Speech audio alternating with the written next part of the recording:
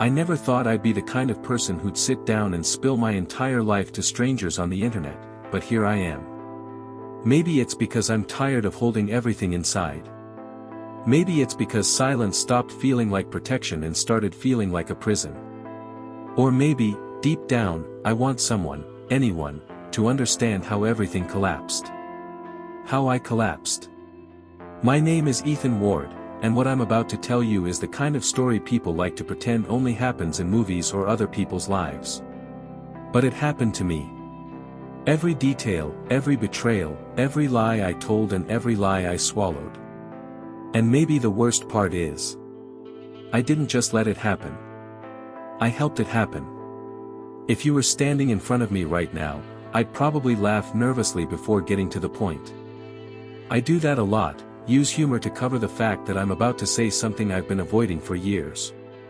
So let me take a breath and start where everything really began, the day I met Mia Sullivan. The day I should have trusted my instincts instead of my desire to believe in someone. It was a Tuesday afternoon, the kind of day that feels like it drags sandbags behind it. I'd slept maybe 4 hours, I was drowning in deadlines at work, and all I wanted was a strong black coffee that tasted like motivation. I walked into the local cafe thinking I'd be in and out in 2 minutes. But the place was packed, the barista was moving slow, the air conditioner was broken, and I could feel my stress swelling inside my skull. And then I saw her. Mia was sitting alone at a small round table near the window, her laptop open, messy handwriting covering a notebook beside her. She had one earbud in, the other hanging from her shoulder, and she looked, lost inside her own world. Not spaced out. Not bored. Just somewhere else, somewhere I couldn't see. And that pulled me in immediately. I didn't mean to stare. Honestly, I didn't even realize I was staring until she stood up, walked toward me, and said, "Did you get what you were looking for?" Her voice snapped me out of my trance. I must have looked confused, because she smiled, a smile sharp enough to catch anyone off guard. She pointed to her table and said, "You were studying me like I was an equation. Did you figure out the answer?" Everything inside me froze. My brain, my mouth, even the ability to blink. I tried to deny it, but she laughed, this soft melodic laugh that felt less like teasing and more like invitation. We ended up talking for 10 minutes. I forgot about the coffee. I forgot about the deadlines. She had a way of pulling words out of me, like she had a key to a door I didn't know existed. And before I knew it, she typed her number into my phone, winked, and told me to text when I stopped overthinking everything. I should have run. I know that now. But back then I felt something I hadn't felt in years, curiosity mixed with excitement. That dangerous combination that makes you mistake sparks for destiny. I texted her that night. She answered instantly. And from that moment on, I didn't stand a chance. Our early days were intoxicating. Everything felt natural, easy, like we were already supposed to know each other. She told me she was a freelance writer, novels, articles, whatever paid the rent that month. She lived on coffee and chaos, and she said she liked people who were predictable in a comforting way. That was me. Or at least, that's who I thought I was. She noticed everything. The way I tapped my fingers when I was anxious. The way I rubbed my jaw when I was thinking too hard. The way I avoided talking about my childhood. She never pushed, but she always circled those topics like she knew they mattered. And I guess, they did. 3 months in, I was convinced she was the best thing that ever happened to me. But what I didn't realize was that perfection, especially when it feels too perfect, isn't real. And the cracks that started forming weren't accidents. They were signs. Signs I ignored until they became impossible to hide. The first red flag was her phone. She guarded it with a level of intensity I'd only seen in movies about criminals. It always face down, notifications always off, sometimes even switched to airplane mode for no reason. When I asked about it, she'd laugh and say she hated distractions. But the way she said it felt rehearsed. Then there were the sudden disappearances. She'd leave at odd hours, claiming deadlines or meetings out of nowhere. She always had explanations, but they felt flimsy, rushed. And I could see something shift in her eyes whenever she lied. Yes, I knew she was lying even then. I just chose to look the other way. One night, things got stranger. I was at her apartment, making dinner because she said she hadn't eaten all day. She went to take a shower, and her phone lit up on the couch. The screen showed a name I didn't recognize, Daniel Cole. 3 messages in a row. Call me. Where are you? We're not done talking. My stomach twisted. I didn't touch the phone, but the words burned into me. When she came back, hair damp, wearing one of my shirts, acting all carefree, I couldn't find the courage to ask about it. And that was the moment I realized I had a problem. I wanted her too much to risk losing her. But you can't build a relationship on fear. And you can't build trust when you know you're lying to yourself. My best friend, Daniel, yeah, the same name, noticed something was off before I did. He's been in my life since I was 10. We're opposites in almost every way, but he's always been the guy who sees through me whether I want him to or not. One day, he looked at me and said, "She's hiding something." No hesitation. Just certainty. I laughed it off, called him paranoid, but he didn't let it go. "Ethan, I'm serious. Every time you talk about her, you sound off. Not in love. Confused. On edge." I told him he was overthinking it. He said I wasn't thinking enough. And he was right. He just didn't know how right he was. But before you think this is just a story about her cheating, it's not. It's about something much bigger, something darker. Because while Mia was creating her web of lies, I was living inside one of my own. A secret I had carried for years. One that changed everything about who I was and how people saw me. One that Mia had no idea existed, until it exploded our lives open. But I'm getting ahead of myself. Let me go back to the night everything started unraveling. I had this habit of checking on Mia when she disappeared for too long. Not in a controlling way, at least that's what I told myself. More like, trying to convince my gut that it was wrong. But that night, she told me she'd be writing at a cafe downtown. Something in her voice sounded strange. Too light. Too careful. So I went. I know how that sounds. But when your heart is screaming and your brain is whispering, you follow the noise. I didn't expect to find anything. I didn't even expect to see her there. But I did. She was sitting at a table outside, leaning forward, talking to a man whose face I couldn't see. He wasn't touching her, but the closeness between them, the way she tilted her head, the way she smiled, it wasn't friendly. It wasn't professional. It was intimate. And when he reached across the table and brushed her hand, she didn't pull away. She smiled. The same smile she gave me in the cafe the day we met. That smile that unlocked me like a safe. My chest tightened so hard I thought I might collapse right there. I couldn't breathe. Couldn't think. I turned around before she noticed me, and I walked back to my car like I was moving underwater. I didn't confront her that night. I didn't text. I didn't call. I just sat in the dark, gripping the steering wheel, feeling something inside me break in slow motion. I wish I could tell you that was the worst part. I wish I could say the betrayal ended there. But she wasn't the only one hiding something. Because lying to her about where I was, what I did, and who I used to be. That was something I'd been doing since the beginning.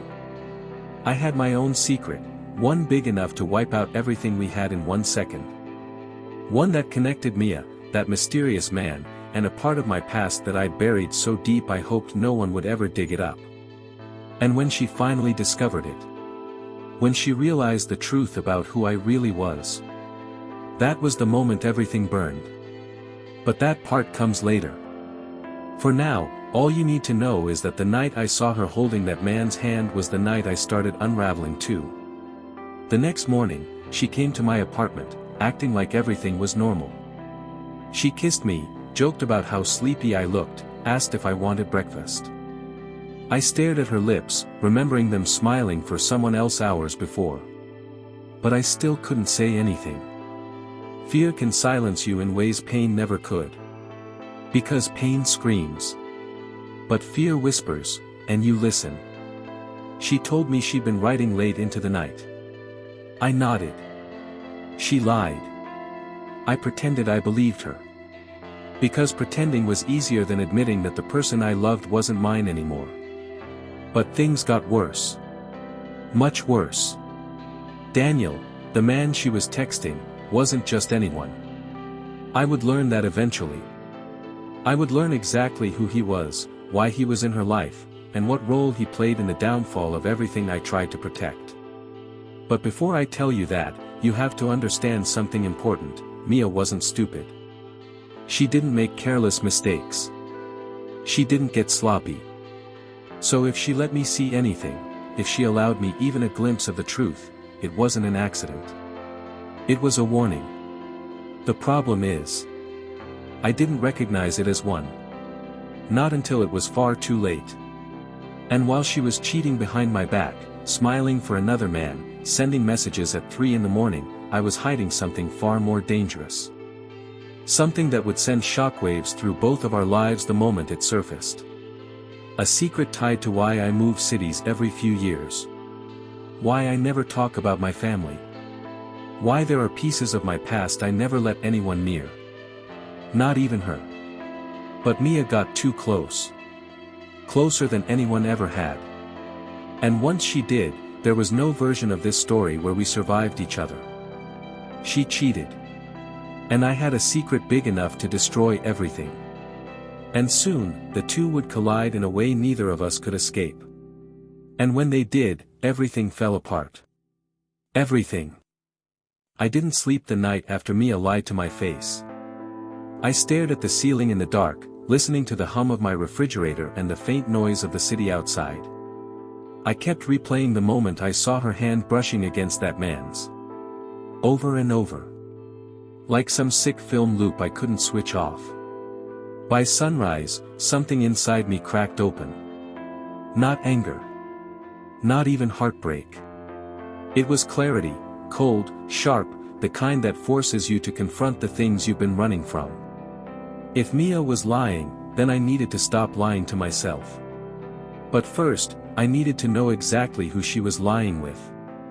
I had only seen the back of the man's head at the cafe, but something about his posture, the way he leaned toward her, the controlled movements, there was something oddly familiar. Not personal familiarity, but the type that triggers instinct rather than memory. And instincts, mine were trained to notice what others ignored. That was part of my secret. One I'd kept buried deep enough that even Mia, the woman who could read almost any emotion on my face, had missed it. I kept thinking. If she's cheating, why him? Why someone who seemed intentional? Measured? Professional? People don't cheat with men who move like that unless the affair is more than emotional. Unless it's tied to something bigger, something organized. Or something from my past finally catching up to me. I tried to shake the thought, but paranoia doesn't loosen its grip once it sinks in. Not when you've lived the life I lived before meeting her. Around 11 that morning, Daniel, my best friend, not the mystery man, called me. He didn't even say hello. "You sound like crap," he said. "I feel like crap," I muttered. "What happened?" "I think Mia's cheating." Silence. Then a sigh. "I told you something was off." "I know. And you didn't listen." "I know," I repeated. He didn't say "I told you so." That's the kind of friend he was. Instead, he said something that struck deeper than I expected. "Ethan, if she's cheating, you have to face the other thing too." The other thing. My secret. The part of my life I'd scrubbed clean before I met Mia. The part one pretended didn't exist anymore. I ended the call without responding. Because I wasn't ready to face that yet.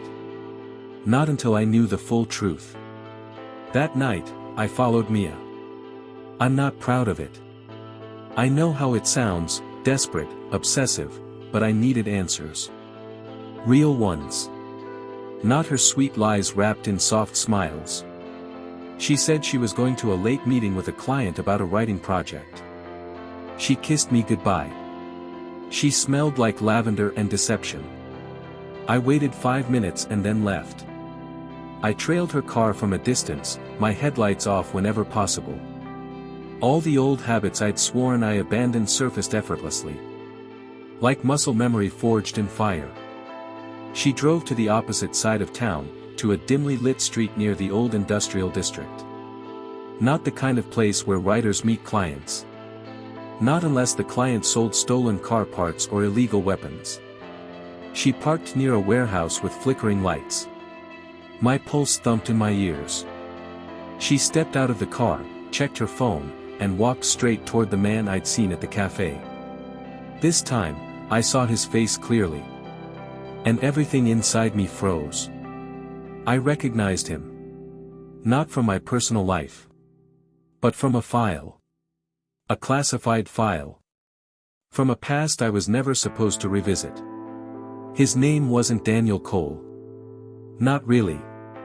That was just one of his aliases. His real work. Tracking people with sealed records. People like me. And Mia. Was standing with him like she'd known him for years. They didn't kiss. They didn't even touch. But they talked with urgency. With purpose. With the kind of shared understanding that didn't belong to lovers. But to partners. My stomach hollowed. She wasn't cheating with him. She was working with him. Against me. I couldn't hear what they were saying, but I didn't need to. Her gestures, the tilt of her chin, the subtle tension in her shoulders, Mia was angry, stressed, agitated. She paced, ran her hands through her hair, and finally shoved something into his chest. A folder. A thick one. And I knew, with sickening certainty, what might have been inside. My past. My life. My secrets. Everything I never told her. I felt like the ground beneath me dissolved. Suddenly, Daniel Cole looked over her shoulder. Directly at me. Not accidentally. Not luckily. With precision. The kind of look that says, I knew you were here. He took one step forward. And I ran. I got into my car and sped off before either of them reached me. I didn't slow down. I didn't breathe. My chest felt like it was being crushed from the inside. By the time I reached my apartment, my hands were shaking so bad I couldn't unlock the door. Everything made sense now. Everything that felt off. Everything that felt rehearsed. Our meeting. Her curiosity about my past. Her coincidental appearances. Her sudden disappearances. Her guarded phone. I wasn't her boyfriend. I was her assignment. She wasn't cheating on me romantically. She was betraying me professionally. Personally. Completely. And the worst part? I had fallen in love with her anyway. I sank to the floor of my living room, my back against the door, and for the first time in years, I felt the old fear clawing at my throat. The fear of being exposed. Of being found. Because the truth is, I wasn't just some boring predictable guy she met in a cafe. I wasn't just a man who changed cities often because he liked new beginnings.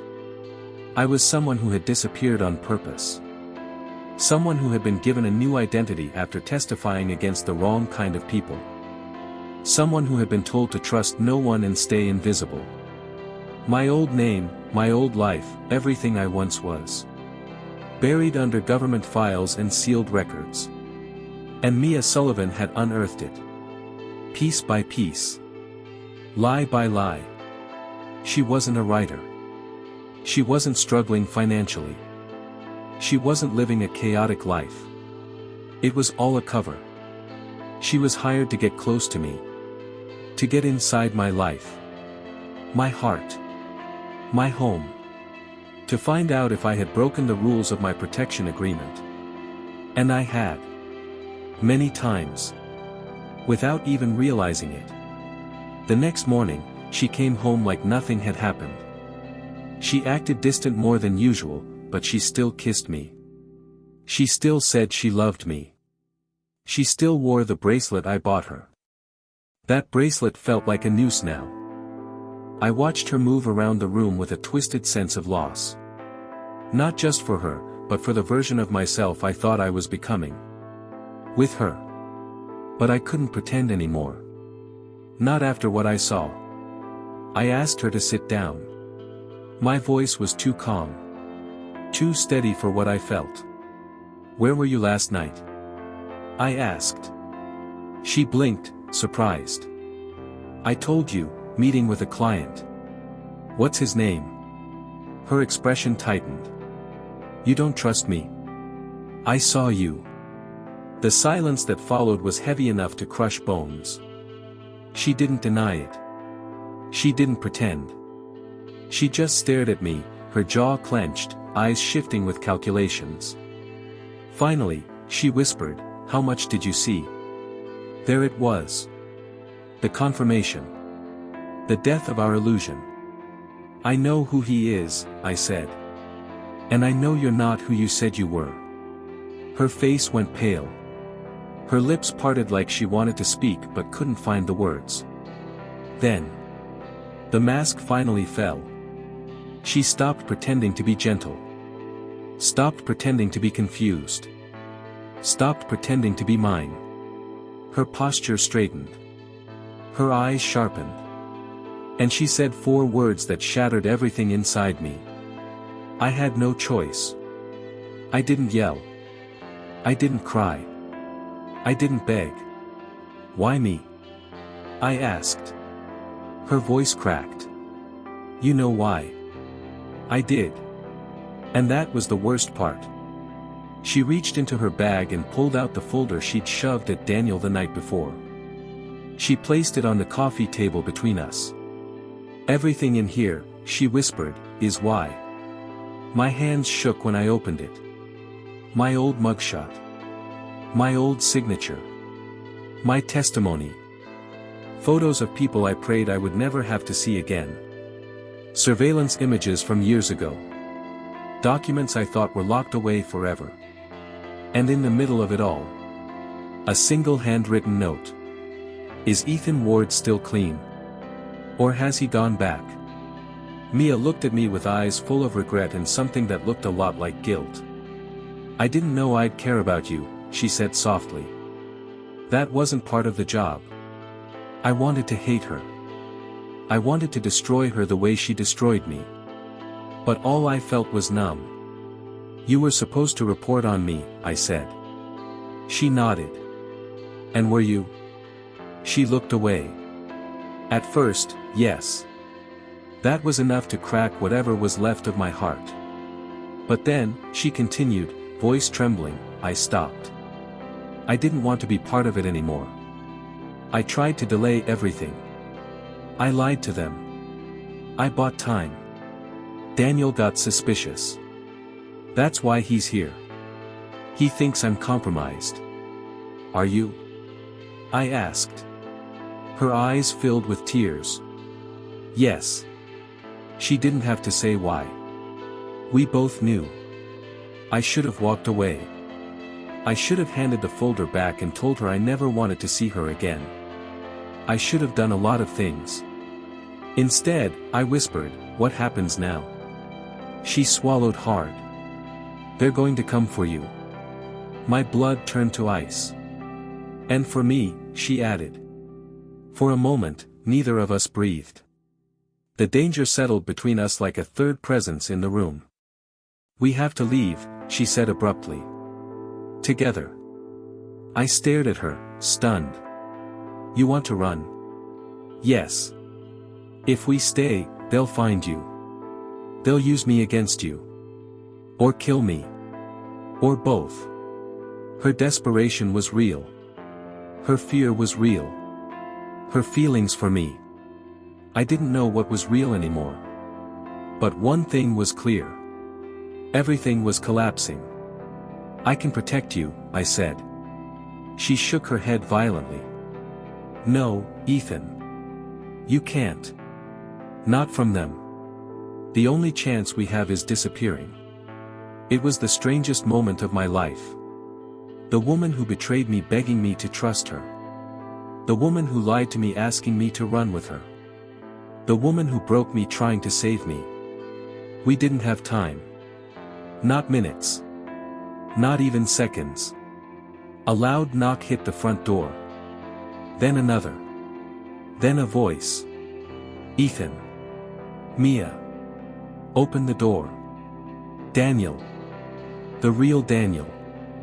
Not my best friend. The other one. Agent. Hunter. Threat. Mia grabbed my arm, eyes wide with terror. "It's now or never." The knocking turned to pounding. The lock rattled.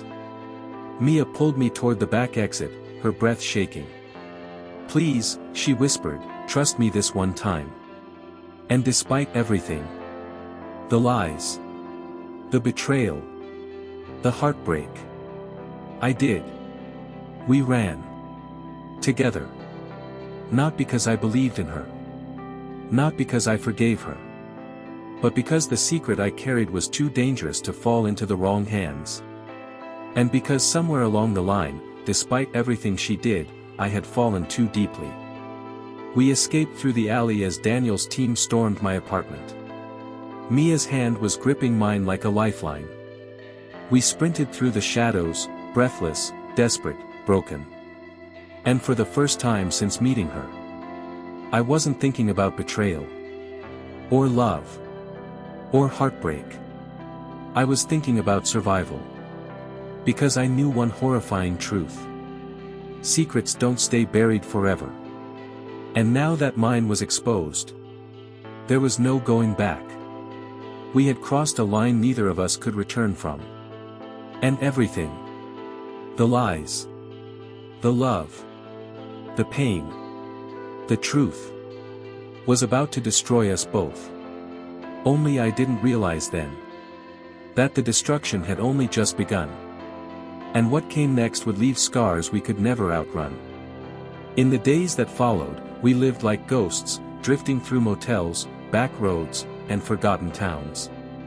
Every time Mia looked at me, I saw regret swimming behind her eyes. Maybe she wished she had never been assigned to me. Maybe she wished she had disappeared before she ever fell for me. But wishes didn't matter anymore, we were trapped in a truth neither of us could undo. And even as fear hounded us, even as danger crept closer with every mile we drove, part of me held on to the memory of who we had been before the lies swallowed us whole. Because now, no matter where we went, the past was coming with us. And the future was a road we had to walk together, whether it destroyed us or saved us in the end.